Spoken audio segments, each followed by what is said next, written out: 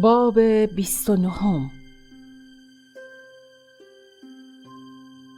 خدا بنی اسرائیل مصر جا آزاد کنه.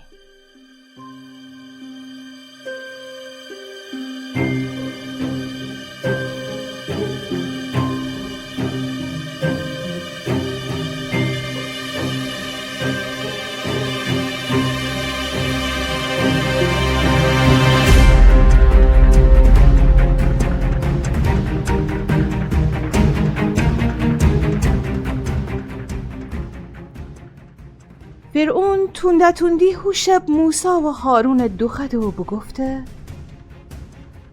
بریزید، شما و تمام بنی اسرائیل می سرزمین جا بشید بیرون و مریم خورم دعا بکنید.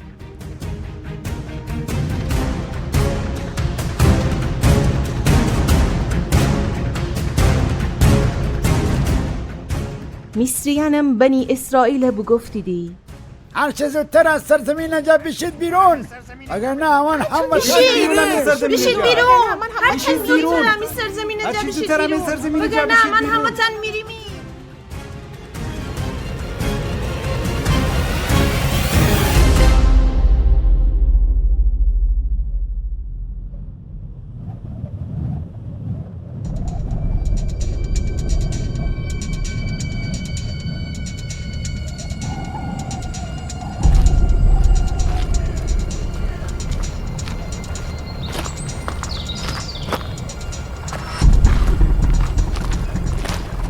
باز این اسرائیلیان تند و تاکیدی مرم مصر جا بشوید بیرون. اگه زنکان نشمریم تقریبا 600,000 نفر بید. قومان دیگر و جمعیت درون ایسا بید که خداوند قدرت دیده بید. و مدت زماتی که بنی اسرائیل مصر میان زندگی بکدیدی 430 سال بود. و روزی که 430 سال تمام بسته بنی اسرائیل مصر سرزمین جا بماید بیرون.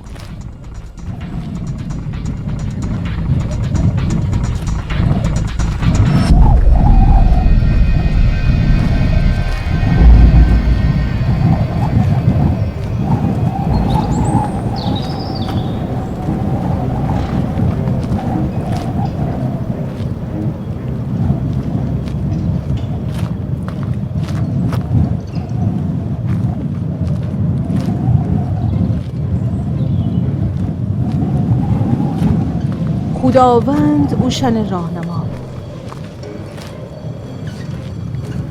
روزان درون اون ایتا ابر ستون میان اوشن جلو حرکت کدی.